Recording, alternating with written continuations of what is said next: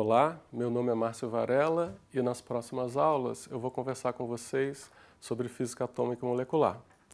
O tema da aula de hoje são os átomos e o foco da discussão será a estrutura eletrônica dos átomos. Isso quer dizer que o núcleo vai ser tratado como uma partícula de massa muito grande, carga Z, fixa na origem, e que a gente vai discutir a dinâmica dos elétrons. Eu vou utilizar conceitos vistos no curso de Física Quântica, momento angular, spin, princípio de Pauli e a solução do átomo de hidrogênio, que eu vou revisar brevemente aqui com vocês. Um átomo que contém apenas um elétron é dito hidrogenoide. E a hamiltoniana que descreve a dinâmica do elétron está dada aqui, onde o primeiro termo descreve a energia cinética, sendo R a posição e ME a carga do elétron, e o segundo termo representa a energia potencial elétrica da interação entre o elétron e o núcleo de carga Z. Por exemplo, Z igual a 1 para o átomo de hidrogênio, Z igual a 2 para o átomo de hélio ionizado, do qual se retirou um elétron. Na minha notação, a constante E ao quadrado é igual à carga do elétron ao quadrado dividido por 4πε0, uma constante que vocês conhecem do eletromagnetismo. É bem conhecido que as energias do átomo hidrogenoide são dadas por essa constante, que para Z igual a 1 vale menos 13,6 elétron-volt, e na minha notação, a zero é o raio de Bohr. N, que assume valores inteiros positivos, é chamado de número quântico principal, de maneira que N igual a 1 representa o estado fundamental de menor energia do átomo e os outros valores representam energias de estados excitados. As autofunções do átomo hidrogenoide são chamadas de orbitais e dadas por produtos de autofunções radiais por autofunções de momento angular. Repare que os orbitais são indexados por três números quânticos: o número quântico principal, o número quântico L associado ao momento angular orbital do elétron e o número quântico M associado à projeção do momento angular sobre o eixo de quantização. Assim sendo, há mais de um orbital, mais de uma autofunção para cada energia em termos gerais.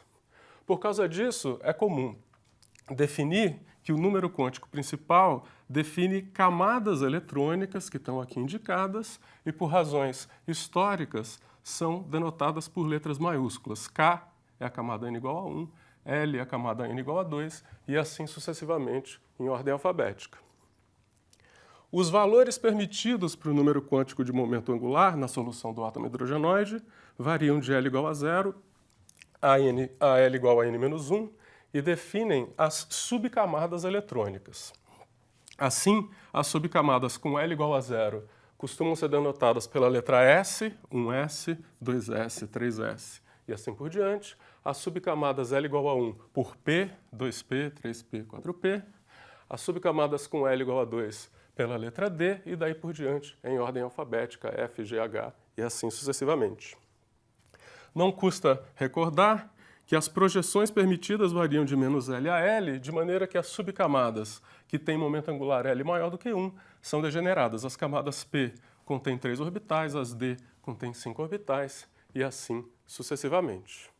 Tendo rememorado a solução do átomo hidrogenoide, o próximo passo será discutir o átomo de hélio, que contém 2 elétrons. A hamiltoniana eletrônica do átomo de hélio tem um termo que pode ser entendido como uma hamiltoniana hidrogenoide para o elétron 1, quer dizer, energia cinética e interação com o núcleo do elétron 1, o hamiltoniana hidrogenoide para o elétron 2 e um termo que introduz uma novidade importante, a repulsão eletrônica, né? A interação entre os 2 elétrons. Do ponto de vista matemático, isso é uma dificuldade importante porque isso acopla as variáveis R1 e R2, as coordenadas dos 2 elétrons, e por causa disso a gente vai buscar uma solução aproximada para o estado fundamental do átomo. Além disso, a gente precisa levar em consideração o spin, que não era importante na discussão do átomo hidrogenoide isolado. O estado dos elétrons no átomo de hélio vai ser escrito como um produto chamado de estado spin orbital. Esse produto é um estado orbital multiplicado por um estado de spin. E também é preciso tomar cuidado porque os elétrons são férmions indistinguíveis e assim é preciso levar em consideração o princípio de Pauli. Falando inicialmente do spin, é conhecido que o elétron é uma partícula que tem spin 1/2 e que, portanto, admite dois estados, duas projeções, ms igual a mais ou menos meio, que a gente costuma chamar de spin para cima e spin para baixo, representados aqui dessa maneira. A soma de dois spins 1/2, de acordo com a teoria quântica para a soma vetorial de momentos angulares, admite dois resultados possíveis, S igual a 0 e S igual a 1. O estado S igual a 0, que só admite a projeção ms igual a 0, é chamado de singleto. E nesse estado, obrigatoriamente, os elétrons têm spins opostos, um para cima e o outro para baixo. Além disso, o estado de spin singleto tem a seguinte propriedade relacionada à permutação dos elétrons. Se você permuta os elétrons 1 e 2, o estado singleto troca de sinal. Portanto, ele é dito antissimétrico frente à operação de permutação. O outro estado de spin possível, S igual a 1, ele admite três projeções, ms igual a -1, 0 e 1, e, portanto, é chamado tripleto. Do ponto de vista da permutação dos elétrons, o estado tripleto é simétrico, porque ele preserva o sinal frente à permutação dos dois elétrons. O objetivo da gente é construir uma aproximação para o estado fundamental do átomo de hélio e, assim, em princípio, nós gostaríamos de ter dois elétrons ocupando o orbital de menor energia. Assim, eu indico o elétron 1 no orbital 1s e o elétron 2 também no orbital 1s. Esse estado orbital é claramente simétrico frente à permutação. Se eu passar o elétron 2 para cá e o elétron 1 para cá, eu continuo tendo os dois elétrons no estado 1s. O princípio de Pauli exige que o estado spin-orbital do elétron seja antissimétrico frente à permutação, o que me obriga a escolher um estado de spin antissimétrico frente à permutação, porque nesse caso, esse troca de sinal frente à permutação, esse não troca e o produto troca de sinal, respeitando o princípio de Pauli. Assim sendo, eu sou obrigado a impor um estado de spin singleto para o estado fundamental do hélio, que a gente costuma representar com essa notação. Dois elétrons ocupando o estado 1s com spins opostos, já que o estado é singleto. Como discutido no material de apoio, a energia do estado fundamental pode ser escrita na forma 2H sobre J, onde H é a energia de um átomo hidrogenoide e J representa a repulsão eletrônica. O termo J é chamado de integral de troca, tem a expressão que está dada aqui e pode ser interpretada em termos clássicos da seguinte maneira. A densidade de probabilidade do elétron 1 no orbital 1s pode ser entendida como uma distribuição de carga, uma densidade eletrônica. O mesmo vale para a densidade de probabilidade do elétron 2, e assim essa integral representa a interação elétrica de uma das distribuições de carga com o potencial gerado pela outra densidade de carga. A solução estaria pronta, né, nesse ponto, se nós conhecêssemos o orbital 1s, porque H e J podem ser expressos em termos do orbital 1s. No entanto, a gente conhece uma expressão para o orbital 1s do átomo hidrogenoide, mas não do átomo de hélio. E para isso a gente vai buscar uma aproximação. No átomo hidrogenoide, o elétron interage com um núcleo de carga Z. Já no átomo de hélio, um dos elétrons interage com um núcleo de carga Z e com o outro elétron. Assim, a gente pode construir a seguinte imagem. Um dos elétrons interage com uma carga nuclear efetiva Z' que resulta do núcleo de carga Z e da interação com outro elétron, cuja densidade de probabilidade está representada pela esfera azulada. Assim, a gente vai utilizar a aproximação de que o orbital 1s para o átomo de hélio é o orbital 1s do átomo hidrogenoide, cuja expressão está dada aqui, porém escrita em termos da carga nuclear efetiva Z'. A energia do estado fundamental do átomo de hélio pode então ser obtida se a gente resolve as integrais h e j, e o resultado final, naturalmente, fica expresso em termos da carga efetiva Z'. Para determinar o valor da carga efetiva, a gente pode recorrer ao método variacional, que nos termos mais simples afirma o seguinte: o valor esperado da energia para uma dada hamiltoniana tem valor mínimo, um mínimo absoluto, para o estado fundamental exato dessa mesma hamiltoniana.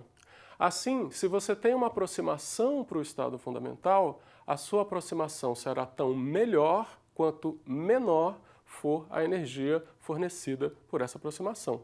Assim, a gente vai escolher a carga efetiva impondo a condição de extremo, né, derivada da energia em relação a Z' igual a zero, isto é, a gente vai escolher uma carga efetiva que minimiza a energia e, fazendo uma conta simples, a gente conclui que o valor é aproximadamente 1,69, menor do que 2, né, o Z do hélio, né, porém maior do que Z-1, como esperado. A energia que a gente obtém desse conjunto de aproximações para o estado fundamental é menos 77,5 eletronvolts aproximadamente, que concorda em cerca de 2% com os dados experimentais, um resultado, portanto, bastante razoável. Tendo discutido o estado fundamental do átomo de hélio, a próxima pergunta é: será que a gente consegue descrever estados excitados? A resposta é sim, conseguimos, e o foco da discussão estará num efeito tão interessante quanto importante, chamado correlação de spin. A gente pode construir estados excitados do átomo de hélio promovendo um dos elétrons do nível 1s para um nível de energia maior, 1s para 2s, 1s para 2p e assim por diante. Dessa forma, a gente vai ter um elétron no nível 1s, um elétron no nível 2s e a mesma coisa para qualquer outro estado excitado desse tipo. Isso significa que a gente vai ter dois orbitais com ocupação simples ao invés de um orbital com ocupação dupla, que é o que acontecia no estado fundamental. O elétron do qual se retira, o orbital do qual se retira um elétron é chamado de orbital buraco, e o orbital para o qual se promove um elétron é chamado de orbital partícula. Tendo dois orbitais com ocupação simples, o buraco e a partícula, a gente consegue escrever dois estados orbitais com simetria de permutação bem definida. Um deles está aqui, elétron 1 no orbital buraco, elétron 2 no partícula, e aqui a permutação. Dessa forma, se você permuta os elétrons 1 e 2, coloca o 2 aqui e o 1 aqui, esse termo se transforma nesse, e se você faz a permutação desse lado, esse termo se transforma nesse. Esse estado orbital é, portanto, simétrico frente à permutação e portanto, para que o estado spin orbital seja antissimétrico, nós somos forçados, né, a impor o estado de spin singleto. A outra opção é construir um estado orbital antissimétrico por meio da combinação negativa, e assim somos forçados pelo princípio de Pauli a impor o estado de spin tripleto. Como discutido nas notas, o tripleto tem energia mais baixa do que o singleto, e a diferença de energia é expressa em termos da integral de troca, que pode ser expressa, ou melhor dizendo, interpretada, em termos da interferência quântica entre as amplitudes de probabilidade do elétron 1 estar no orbital buraco e no orbital partícula, e de forma semelhante para o elétron 2. A pergunta que cabe fazer é a seguinte: se a hamiltoniana não inclui spin, se a hamiltoniana descreve apenas energia cinética e energia potencial elétrica, por que os estados que diferem apenas pelo spin têm energias diferentes? A resposta está no princípio de Pauli. Se eu tomo o estado orbital simétrico que multiplica o singleto e coloco os dois elétrons na mesma posição, R1 igual a R2 igual a R, eu obtenho uma amplitude de probabilidade diferente de zero. Assim sendo, se eu representar a densidade de probabilidade desse orbital em termos da distância entre os elétrons, a gente encontra, né, uma probabilidade apreciável de encontrar os elétrons próximos. Se eu faço a mesma coisa para o estado tripleto, eu obtenho 0 de amplitude de probabilidade quando os elétrons estão muito próximos. Assim sendo, a densidade de probabilidade, representada esquematicamente aqui, é muito baixa quando os elétrons estão próximos. Assim sendo, em média, né, os elétrons estão mais afastados no estado tripleto do que no estado singleto por causa da antissimetria da função de onda, e como consequência, a repulsão eletrônica é menos efetiva no tripleto, que fica estabilizado, do que no singleto, que acaba tendo uma energia mais alta. Essa redução de probabilidade é chamada buraco de Fermi, e o fato de que no estado tripleto, elétrons com spins alinhados se evitam é chamado de correlação de spin. Esse é um resultado importante. Se você tem 2 orbitais com ocupação simples, o acoplamento tripleto de spin reduz a energia do sistema. Ir adiante, ir além do átomo de hélio, significa abordar os átomos multieletrônicos com 3 ou mais elétrons. Em geral, isso se faz utilizando métodos numéricos que estão além do interesse da nossa aula, de maneira que eu vou focar a discussão sobre átomos multieletrônicos na construção da configuração eletrônica do estado fundamental. A prescrição essencial é seguir o princípio de Pauli. Por exemplo, para o átomo de berílio, que tem 4 elétrons, a configuração eletrônica, como vocês devem saber, é 1s2, 2 elétrons no estado S, 2 elétrons no estado 2s, e seguindo o princípio de Pauli, a gente deve considerar spins opostos. Porém, é preciso fazer uma série de considerações, porque ao contrário do átomo hidrogenoide, para o qual todas as subcamadas são degeneradas, têm orbitais de mesma energia, no caso dos átomos multieletrônicos, isso não é verdade. Por exemplo, as subcamadas não são degeneradas.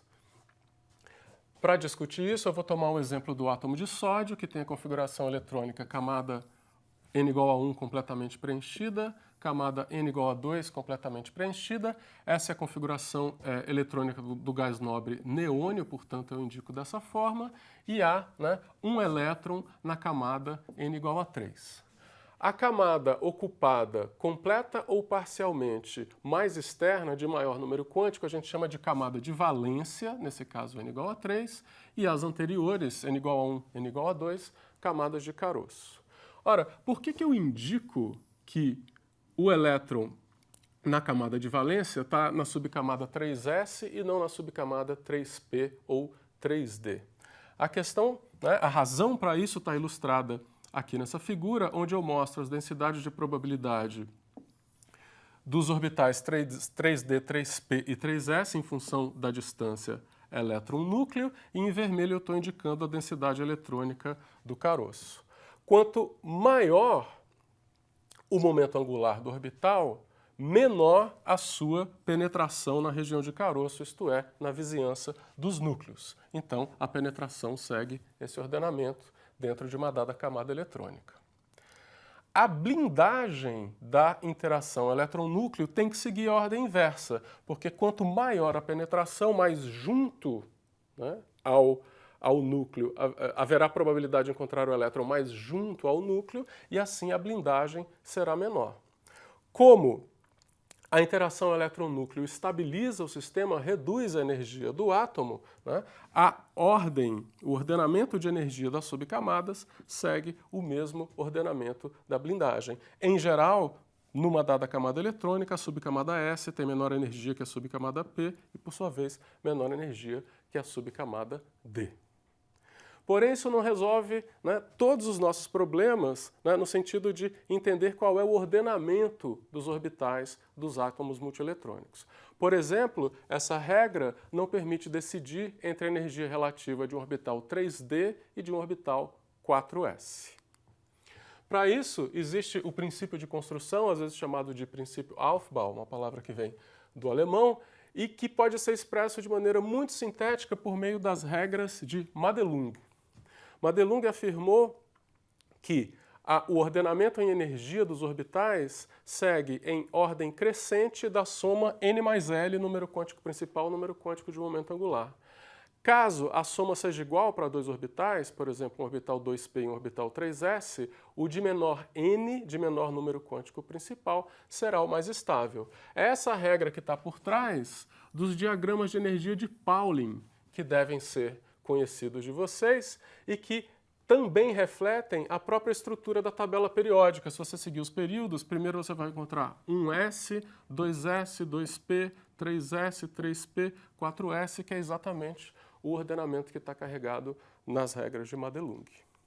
A última observação que a gente vai fazer é sobre a energia de camadas semi-preenchidas, tomando o exemplo do átomo de carbono, que tem uma camada 2p, semi-preenchida. Eu estou indicando aqui pelas três linhas horizontais os três orbitais da subcamada, que comportam até 6 elétrons, mas no caso só há 2. Então a primeira pergunta é, eu devo ocupar um dos orbitais com 2 elétrons de spins opostos, ou é preferível que eu faça a ocupação simples de 2 orbitais? Em geral, 2 elétrons ocupando um mesmo orbital é uma configuração que favorece a repulsão eletrônica e, portanto, eleva a energia do átomo, de maneira que, energeticamente, a ocupação simples é preferencial. A ocupação simples pode se dar com elétrons no estado singleto ou tripleto.